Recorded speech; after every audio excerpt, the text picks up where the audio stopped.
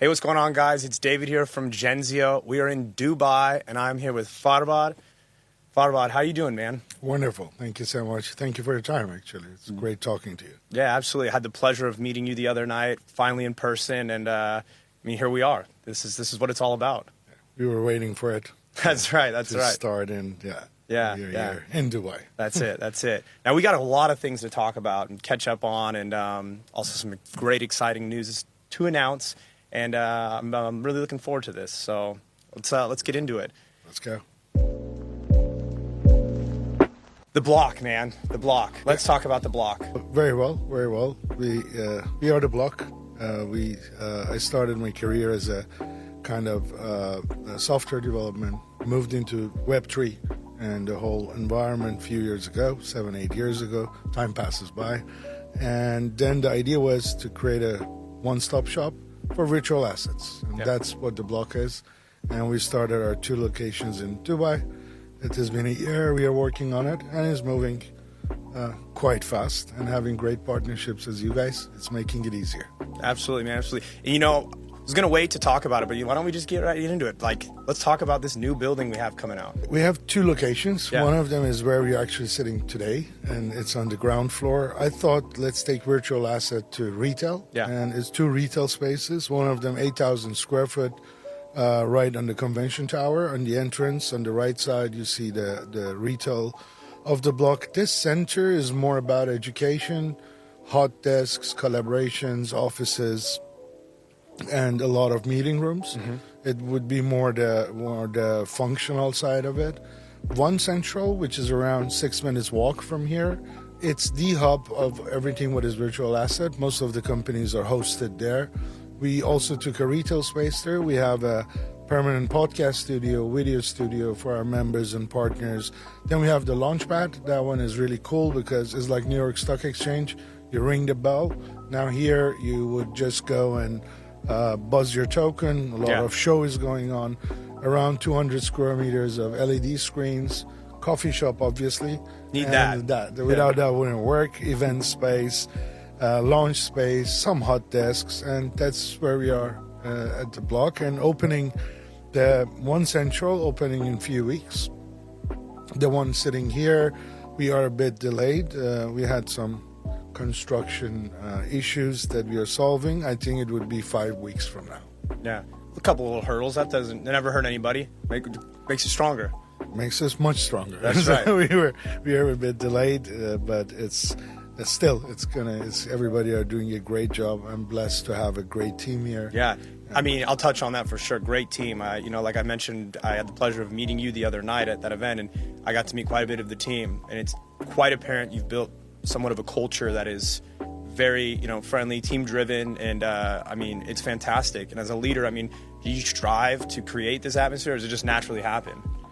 Look, I think you need to push it a bit, but at the same time, when you have a dynamic team, anybody who doesn't suit to that kind of culture, they fall out by themselves. Yeah. I don't need to do the hassle of choosing. And the team, the start was tough to find a few core people that they would drive the structure and drive the passion that they have. But now they are so well integrated. Yeah. They don't get me involved. Sometimes I get jealous, like why I'm not involved in it, but I'm so happy to see that everything is self-driven.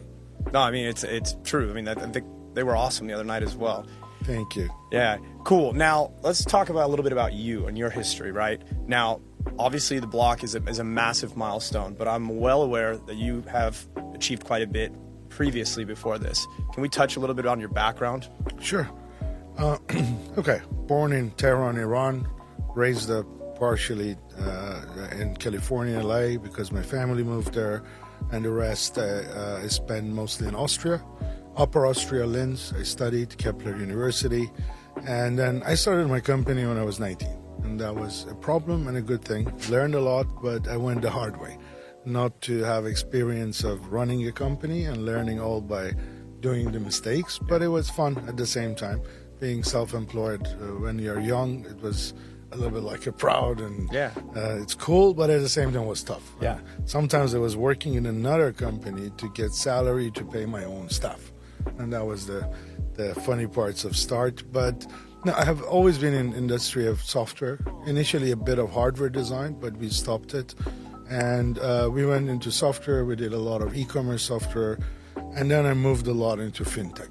And it was not always my choice of what I do, but it was more the clientele that I could achieve to sign agreements with them. It was wireless payments, everything that those days was new, nowadays is given. And that was the journey until I got a lot of projects in Web3. And then especially what I'm really proud of, one of them was the Gustav Klimt, the painting of the famous painting that is actually hosted in a museum of Belvedere, Vienna. It's a government-owned entity, and it was tough to get the project. It took us 9 months negotiation, but at the end we got it. We did the first NFT, and then we started doing RWAs there. And that made a big milestone that I got more projects into Web3. Before that, we were a little bit unknown into the field.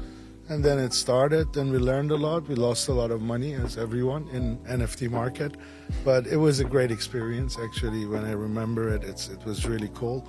And now, moving forward, I'm putting a lot of pressure on RWAs.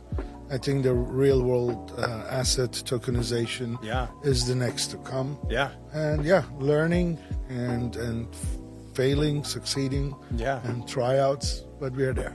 Yeah, I mean, what you said in the beginning about, being 19, failing, I was listening to something this morning, ironically enough, and he's talking about, well, I have a backup plan.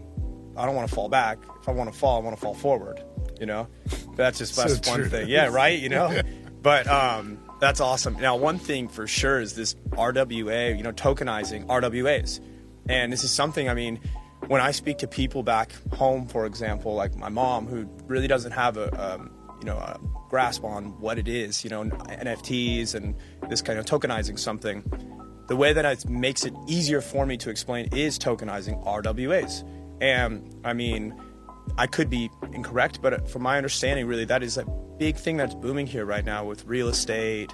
You could tokenize an apartment, and it's definitely something that is just massive. And I think it's giving people an opportunity that are outside of blockchain a chance to get involved. Look, I think it's a great move, because if we would have the RWAs first and then the crypto boom, it would be much larger. Yeah. Because the entry point for people into financial instruments that they're digital, they found out about crypto and everybody had questions. We know there was a lot of scams going on, a lot of good projects, still is. Yeah.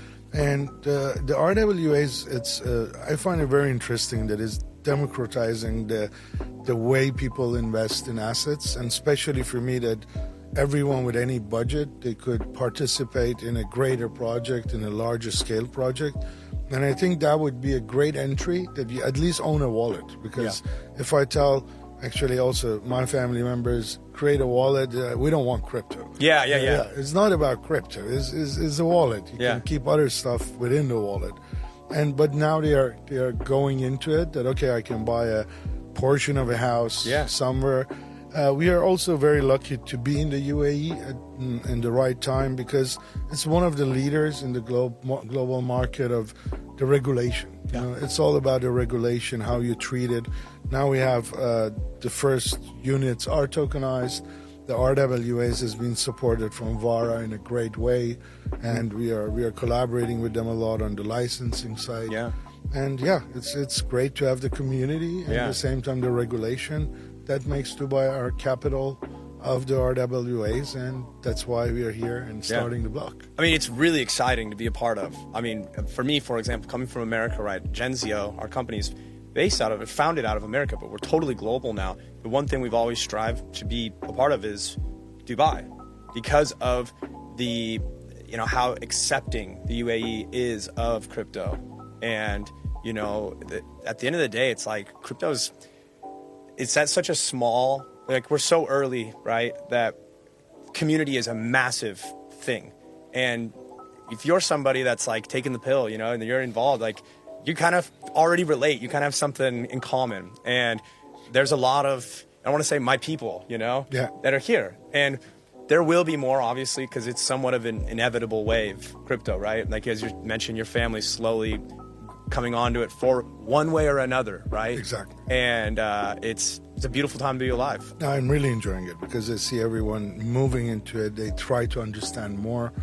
Everybody asks questions on that. And the RWAs for me is like the future of finance, the way the finance will work in the new world, everything based on smart contracts, more global, because if you look at the current market, every country have their own rules, regulation. You cannot go crossover and invest in various assets around the globe. I think that's the matter that is happening now, that it makes us really happy and we enjoy it. And at TheBlock, our job is to ease life for anybody who want to issue a token. Yeah. The DeFi projects and so on, they know already what they're doing. They come to us for the community, for the locations, events. But in the RWA world, because it's more traditional asset management companies or owners, they would come to us and say, it's a global matter. Also, Block, most of our clients are European-based or US-based. And they're coming here to see how they can issue their own assets as a token to the public market. Yeah. And that's what we do. And I had enough experience to know what not to do, and then in a hard or soft way. Yeah. And that's where we bring our knowledge. And it's not only me, it's a big team, and there's a lot of our partners back in Europe. We learned, now we want to bring it back. And obviously, it's a lot of projects coming. We did a largest token from Canada. There's a gold-backed token. There's a few $1 billion. A lot of cool things coming in. Yeah. And having you guys on board now, Let's go. It's something that it would help us more to be global. Yeah. And that's where I'm driving for. No, absolutely, absolutely. Now, obviously, we're talking about where we want to drive this to. Yeah. Where can you envision TheBlock? You know, and I know that's tough to ask, given the space and how rapid the space moves. Like, it's hard to say where we're going to be in a week, you know? But where would you like to envision TheBlock, let's say in like a year from now, right? Everything's full-blown, rolling around, we're killing it. Where would you like to see stuff? Look, first thing, I would love to see the community, which they are in Dubai already, or they are visiting Dubai at least every year a few times, that the community comes to us and we create a new family that is all what we want to have with our locations. And also to have the coolest tokenization projects within the next year, that at least few of them comes out of TheBlock. I'm putting also a lot of passion into farming. Nice. Because I think everybody would love to have their own fresh farmed vegetables or anything. I do, I love it. And then that one is going off. It's everything becoming too industrial because the farmers need the finance. I'm bringing a lot of RWA for the farmers. We are creating platforms for them that they can get support. And the fun part is when you invest with them, you don't need actually to take money back or dividend. You take great products. It's like we had a project in Greece that we did for an olive farm, and it's really cool because we put a bulk there, how much olive oil you use per year, and it would tell you need to invest $1,700, and then you would be able to get free olive oils, and that gives you ownership. Well, that's awesome. I mean, olive oil, for example, is a fantastic product, and being able to like take how much you would use in a year and be able to, because you're going to buy it anyways, you know? Exactly. That's like, and also, you know, anything farming. I mean, to own a vineyard is a dream of a lot of people. Yeah. Now that we can own a fraction of it, still is cool. I own it. I'm a part of it. Of course, I order it. Or get it, a part of it for a discounted price. But I think that the farming supply of green energy in your vicinity, those are the parts that I think it makes a lot of sense because we're just thinking of financial instruments. It's great to have ETFs, to have hotels and great properties and developments to be tokenized. I love it. But we shouldn't forget also that there's other stuff that we can use it for. You know, it's like not only looking as a profit-making machine, looking to improve our quality of lives. Well, it's a sense of pride as well. Exactly, the sense of pride, owning it. And also, like, if there is a huge solar or wind turbine near my house, if I own it and I get a profit out of it, I would accept that much more than only having a huge sound running in my neighborhood. It's like co-owning, supporting, and I think that would be our future. That makes it also for the new generation that they are very much into sharing, and much more that in my youth. Now is coming as a trend. You have the vintage clothings, you have the different various ways of recycling. Even building up recycling facilities co-owned. Because why we need to wait for governments that they don't want to finance it or they want it, why we don't get together and do a facility just because we live in that neighborhood and we love where home is. It's like, those are the things that I'm on the passionate side of doing. But obviously we need the ETFs and everyone. They pay the bills. You got to eat. Exactly. But at the same time, working on a lot of projects in different methods. That's awesome, man. That's awesome. And, something you mentioned a little bit before was like, you're bringing, with the people that are tokenizing real world assets, maybe they're coming from outside of Web3 and they don't really know too much about it. You guys are assisting them with the knowledge of how to do it. And, something like us, for example, as we've scaled, we've decided like, hey, let's not just be Web3. Let's help projects outside of Web3. And then unintentionally, we kind of became a bridge for some of these projects because it's like, hey, you probably benefit if you became a little more crypto friendly. And so it's like, it's something that's like you're providing to the community, but also it's, it's lucrative. True. Look at connecting the Web 2, Web 3, even Web 0 sometimes they call it, the main assets is like, all those makes the sense of the future market. We try to be the enabler because there's too many aspects, and everybody think a virtual asset issuance is just a smart contract. And some people say even ChatGPT could do it. Yes, smart contracts, getting it sorted is not a huge issue, but the problem is you have distribution, issuance, platforms, legality, formality, and then liquidity providing, market making, marketing and PR, media management, KOL management. It's so many different payment rails, and which bank even would open a bank account for you? When you talk digital asset, most of the traditional banks, no, like, thank you so much. Keep away. Don't come near. It's changing, but it takes time, and that's where TheBlock would just support people. We come in, we study the project, we tell them, is it the right way to go, not the right way? And it's not only our own staff, because we act also as an ecosystem. We have a lot of other partners. I was going to say, it's an ecosystem. It is an ecosystem, and where some places I don't have the knowledge, but at least we know who to call. It's like we have around 100 blockchain lawyers around the globe. They're members. We don't know, we ask the right one.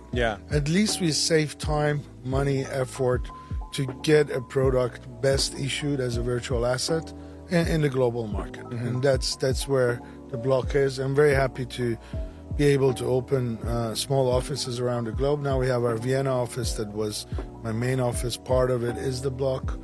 Soon opening Australia and Abu Dhabi coming up. U.S. in Miami, we are negotiating still, but I think soon will happen. It's really fun to grow and have like locations around the globe and get the good projects coming that I hope in the next 12 months you will hear that the coolest projects are coming out of TheBlock. No, I'm kidding. It's like but it's the truth though, the farming ones, for example, it's like some people will ask me like, well, how does this technology actually how does blockchain technology actually benefit anybody really? And it's like, well, the farming example is a great example that you could use for somebody that, doesn't really know about Web3 or anything like this. Like, this is real. Like this is really. It's real. You invest, you get your dividend, or you get products, everything measured, transparent. Then I would say, why not? Why not? And those are the cool things coming up. And I think in any movement, even that people want to do something together, this would ease their life. You don't need a contract. Everything is written once. Everybody can use it. They can pass it to their kids. It's like, I even see that memberships and everything will become ultimately a token. It wouldn't be that they would, because it's easy to manage. It's Yeah. always with you. You have a wallet safeguarding them, and yeah, I think it's getting very interesting. It is. I think the next 3-4 years, until 2030, I think we're going to have a big shift the way we looked at financial investments. Yeah. And that's why I'm very excited. Yeah. I mean, I agree. I go to pretty much, I'm not going to say every event, but I'm traveling every other week to events, and it's insane in the last 12 months how many traditional finance institutions are at these events. Yeah. They are adopting all of this, and it's like it's happening right before our eyes. I was just in London, and the Prime Minister was there. It's like we have people that are really making changes, as you see in the U.S. and right here as well. Like it's really happening. This is true. For all the people that say it's a scam, it's like, yeah, there is, but there also is in traditional finance as well. But I mean, look, like this is really happening. Yeah, true. I always see in Abu Dhabi we have the Abu Dhabi Finance Week. Yeah. And at the same time is normally the Bitcoin MENA. Okay, yeah. And before it was like you would not see the crowd crossing. It would be that Bitcoin MENA guys are there, then the other finance guys, traditional finance, are at the other booths. But now last year, I would meet, because I was going on both. Going back and forth, yeah. And then you meet a lot of people that they are doing the same. It means that it's merging. It's taking time, but it's merging.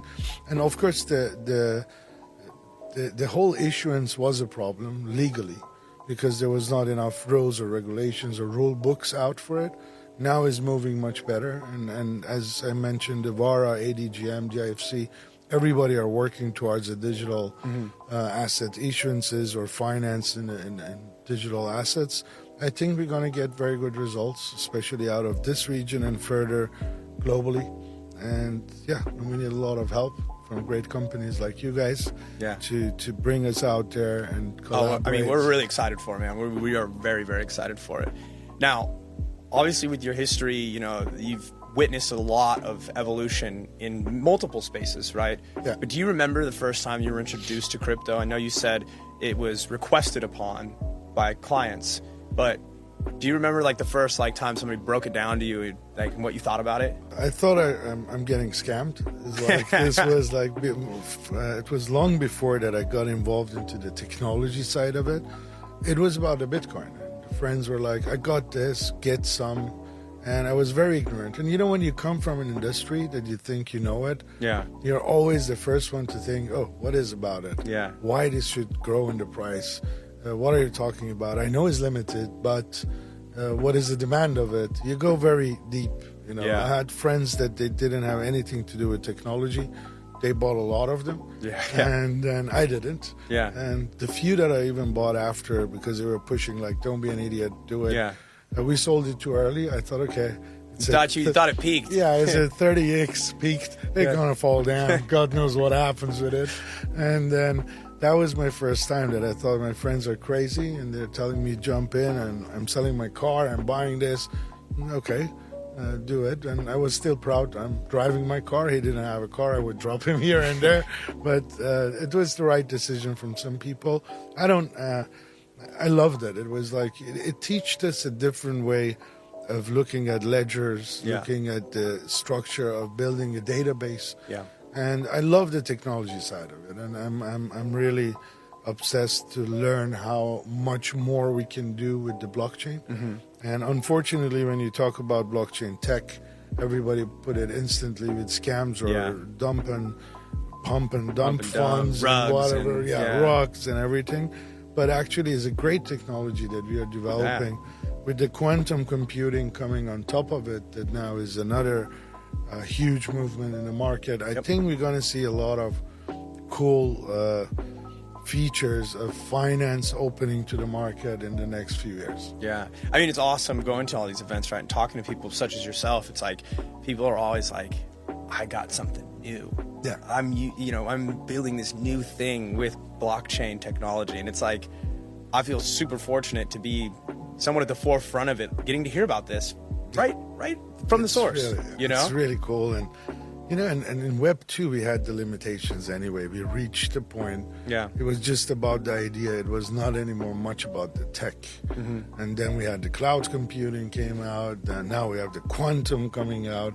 I think it's a very exciting. I mean, it was exciting the last, I would say, 15, 20 years. Yeah. Every time was something new. But I love the generations that they are now 22, 23, they're seeing finance, banking, everything different. Yeah. And I love to hear them, and they have great ideas. Mm-hmm. Some of them are a bit too early. They're really forward thinking, but some of them are really the right time to go to market. And those projects also we try to support. Yeah. We have a good network. They come to us. At least I connect them to the wrong people, right people. Yeah. Instead of them experiencing and going on 100 doors and knocking. Yeah. Well, it's all about connecting, right? And connections grow from the people we know, and that's kind of, I mean, that's how I met you guys, right? Yeah. Exactly. That's how good things come together. It really is. It really is. Now, through all your experience, what kind of insight could you give to someone, you know? Let's say somebody that maybe wants to be a founder, or for somebody that might want to be a founder and start something. Look, I always have a simple example. Don't think on a line, always, because if you say, I have this, then I achieve this, then I achieve that, you will never start it, because there's always one missing that it makes you stop.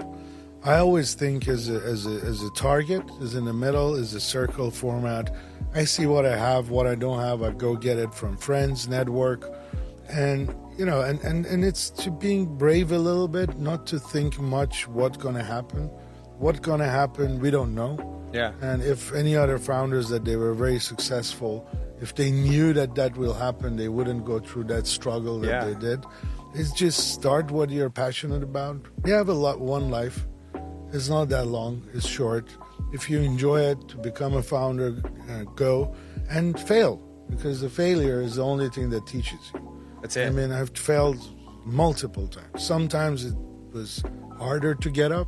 Sometimes it was easier. Mm-hmm. But still, if you don't fail, you will never achieve what you want, and you would never appreciate it. Yeah. It's like when now things work better and I do it in a better way, I'm always happy that, 9 years ago I did that mistake and I paid for it in a different way, and now it's much easier, much smoother. Mm-hmm. And I would just tell everyone, especially in this industry that is new, it's a great opportunity for everyone to join, to learn, and then ultimately we'll work. Yeah. I and thank you for that. But I love that you mentioned failure, because isn't it weird? Or it's not weird. I mean, it makes sense why, because maybe condition yourself isn't what happens, but you get tougher. And myself, I played baseball for a long time, and I think of baseball immediately. The best players on the field fail 7 out of 10 times. True. The best. You make the All-Star team. Great example. Yeah. You make the All-Star team. If you fail 7 out of 10, all you have to do is hit the ball 3 times, and you succeed. You're the best. So failure. It's the only way we learn it, and the only way you remember it. Yeah. And you restructure. Yep. If everything is smooth, you wouldn't change. Yeah. Change the way you think, change the way you act. And at the same time, it's like we are in great years. When we look at our parents, grandparents, they didn't have those opportunities to become a founder, to become a self-employed. The world was different. Everything was different. Now we all are, I wouldn't say everybody are equally positioned, but we have great chances. If you do a great job, you can grow. Going global is not like you need to fly around. Now you can go with your mobile phone already global. We are in great times, and I'm very happy to be living in these times. Yeah. And it's enjoying. The fail is enjoy. Succeeding is a great joy too. Yeah, it is. Well, it tastes different. It makes it taste better, right? Exactly. Yeah. Then, awesome.